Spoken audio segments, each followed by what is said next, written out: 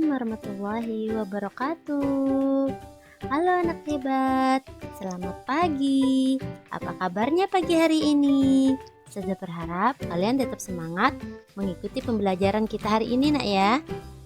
Agar kita mudah memahami pembelajaran dan kita selalu mendapatkan berkah dari Allah, mari kita awali kegiatan kita dengan mengucapkan basmalah.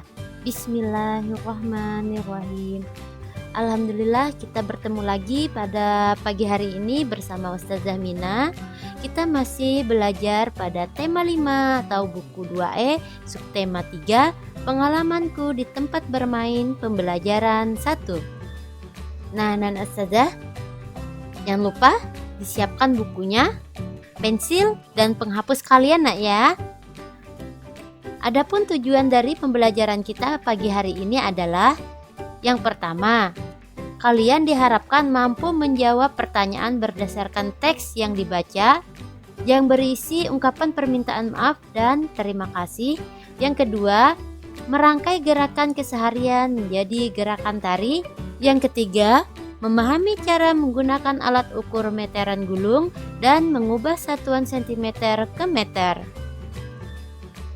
Hadis sabar dan pemaaf. Mari kita baca bersama-sama. Afdolul imani sabr was samahah. Artinya, iman yang utama adalah sabar dan pemaaf. Hadis riwayat Bukhari.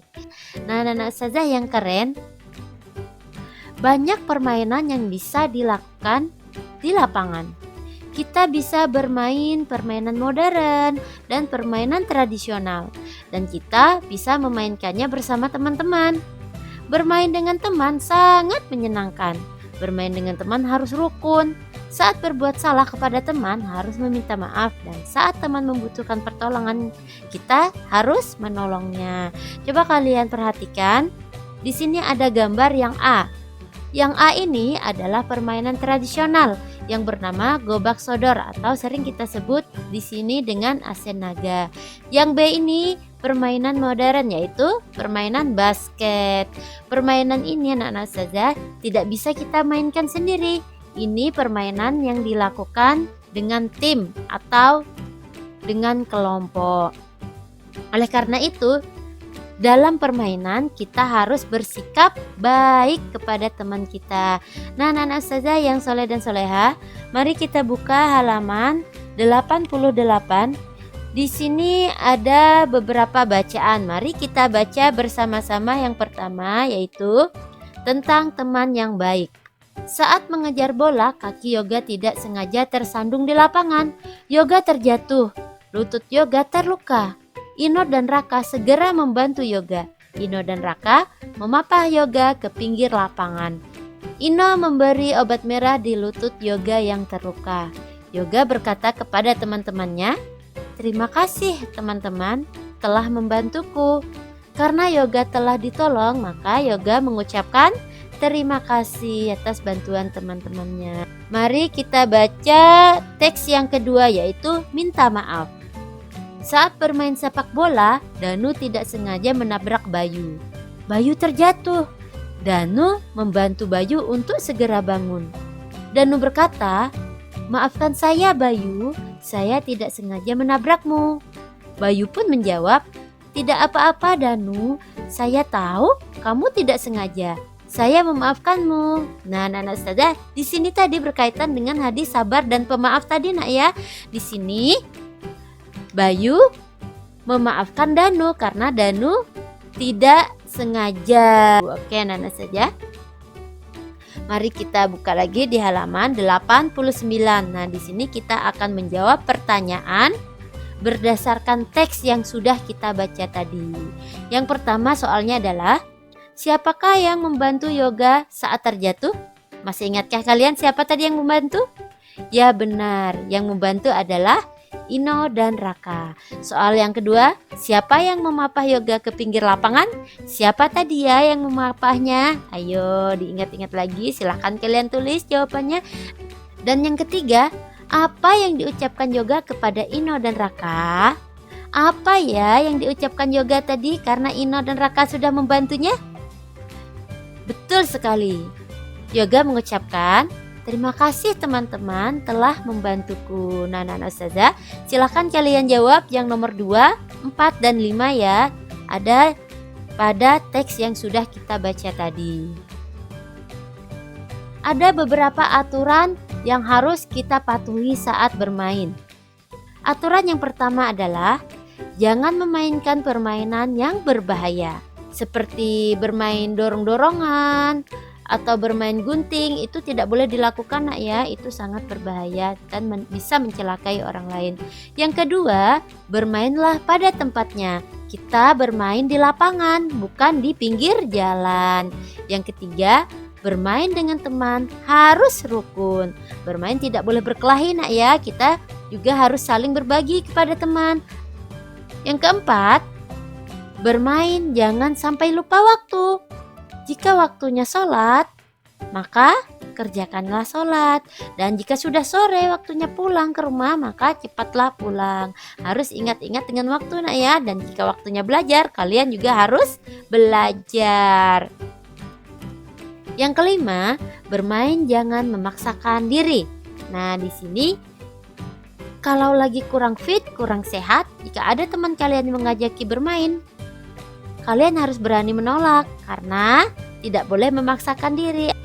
Biasanya dalam kehidupan sehari-hari ada berbagai macam aktivitas gerakan yang kita lakukan. Ada bermain, loncat-loncat, gerakan mengayunkan tangan atau mengayunkan kaki. Nah, coba kita buka di halaman 92. Di sini ada tarian dari gerakan sehari-hari. Mari kita amati gerakan yang pertama. Ayunkan lengan kanan sambil kaki bergerak ke kanan. Nah, lengannya ke kanan, kaki juga ke kanan nak ya. Kemudian saat lengan kembali ke posisi semula, gerakan kaki ke kiri. Nah, kakinya ke kiri. Gerakan yang kedua adalah ayunkan lengan ke atas dan ke bawah. Ini lengannya diayunkan ke atas ke bawah. Kemudian gerakan kaki menjejak lantai.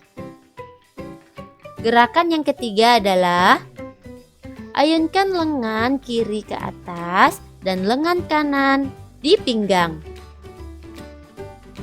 Condongkan tubuh ke kiri dengan bertumpu kaki kiri. Nah, kalian bisa melakukan gerakan ini nak ya secara berurutan. Jika kalian melakukan gerakan ini secara berurutan, maka akan menjadi sebuah tarian yang menarik. Silahkan kalian praktekkan di rumah bersama keluarga atau saudara kalian nak ya, biar bertambah seru. Tahukah kalian berbagai macam alat ukur baku yang sering digunakan sehari-hari? Yang pertama adalah jangka sorong. Ini jangka sorong. Jangka sorong ini mengukur benda yang berbentuk lingkaran kecil. Misalnya cincin, baut, mor, atau benda-benda yang lainnya nak ya, yang berbentuk lingkaran tapi yang kecil. Biasanya menggunakan satuan sentimeter. Yang kedua adalah roll besar atau meteran gulung besar.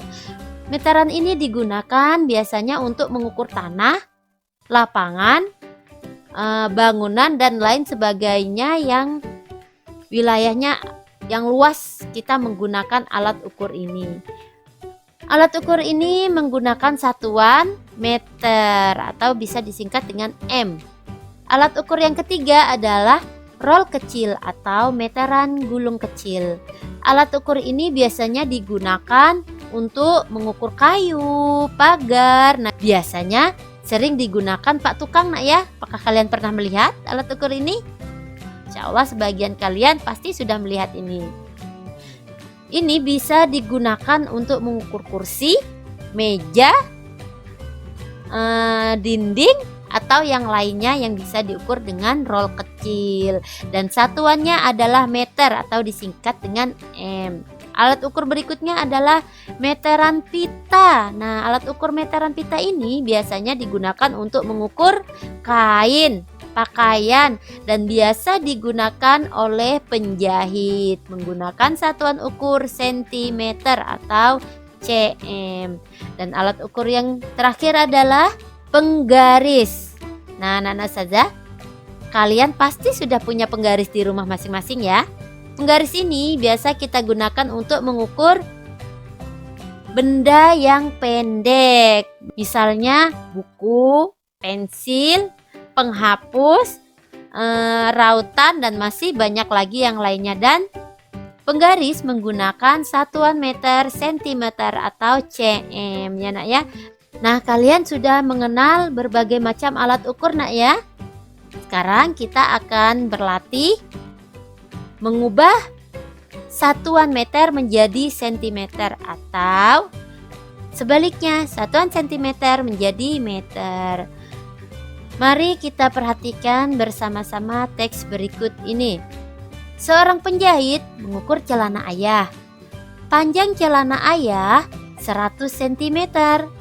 Apabila diubah menjadi meter, maka panjang celana ayah menjadi 100 cm sama dengan 1 meter. Nah, ini 100 menjadi 1 meter atau 1 meter sama dengan 100 cm. Perlu kalian ingat ini nak ya. Contoh berikutnya, kita akan mengukur sebuah pita. Ingat ketika kalian mengukur, pastikan alat ukurnya dan bendanya pas di ujung yang bertulisan angka 0. Kemudian di ujung pita satunya menunjukkan pada angka 100 cm. Maka panjang pita sama dengan 1 meter atau 100 cm. Nah, anak-anak saja yang keren, mari kita mengubah satuan sentimeter menjadi meter. Ada di halaman 93 nak ya. Untuk nomor 1, 200 cm sama dengan berapa meter ya? Masih ingat yang Ustazah katakan pekan lalu? Iya, dihapus nolnya dan C-nya, maka menjadi 2 meter. Ini 2 meter. Dan 3 cm sama dengan berapa meter? Yap, betul, 3 meter. Nah, anak-anak Ustazah, silahkan kalian jawab dari nomor 3 sampai nomor 8 ya. Kemudian mari kita buka pada halaman 94. Perhatikan ukuran benda berikut. Sekarang kita akan mengubah satuan meter menjadi sentimeter. Panjang tempat tidur 2 meter sama dengan titik-titik berapa senti nak ya? Iya, 2-nya tinggal kita tambahi 0 menjadi 200 cm. Coba perhatikan gambar yang kedua. Panjang papan tulis 4 meter. Sama dengan berapa sentimeter nak ya? Ya, betul sekali, 4 cm. Nah, pada gambar yang ketiga dan yang keempat, silahkan kalian cari berapa sentimeter ya. Kemudian pada halaman 94 ini, setelah kalian merubah dari meter menjadi sentimeter, maka silahkan diurutkan dan ditulis di buku kalian masing-masing. Ini untuk latihan kalian di rumah saja nak ya, tidak usah dikumpulkan. Apabila masih ada yang kurang dimengerti, boleh ditanyakan kepada ustazah kelas kalian masing-masing ya. Nah, anak-anak ustazah yang soleh dan solehah, kesimpulan kita pagi hari ini adalah yang pertama, bila kita melakukan kesalahan, minta maaflah dengan kalimat yang sopan dan santun. Yang kedua, jika orang lain memerlukan pertolongan, tolonglah. Dan jika kita ditolong, selalu ucapkan terima kasih. Yang ketiga, gerak keseharian bisa dirangkai menjadi sebuah tarian yang sangat indah. Dan yang terakhir, yang keempat, satuan sentimeter bisa diubah menjadi satuan meter. Begitu juga sebaliknya, satuan meter bisa dirubah menjadi satuan sentimeter. Alhamdulillah, cukup sekian pembelajaran kita pagi hari ini.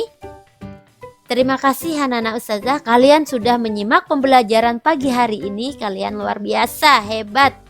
Dan ayah bunda, terima kasih sudah menemani dan membimbing Ananda belajar di rumah hari ini. Semoga kita semua selalu sehat dalam lindungan Allah. Dan anak-anak ustazah, jangan lupa selalu berdoa, minta kepada Allah ya, agar kita semua selalu sehat dalam lindungannya dan virus ini cepat berakhir agar kita bisa kembali ke sekolah kita tercinta. Selalu jaga kesehatan, tetap semangat belajar, hormati orang tua, rajin laksanakan ibadah kalian. Marilah kita akhiri pembelajaran kita pagi hari ini dengan mengucapkan hamdalah, alhamdulillahirabbil alamin. Segala puji bagi Allah Rabb semesta alam. Ustazah mohon maaf apabila ada salah kata, salah kalimat dalam penyampaian pembelajaran pagi hari ini. Ustazah akhiri dengan ucapan Assalamualaikum warahmatullahi wabarakatuh. Terima kasih sudah menyaksikan video pembelajaran pagi hari ini. Sampai bertemu lagi pada pembelajaran berikutnya ya. Tetap semangat.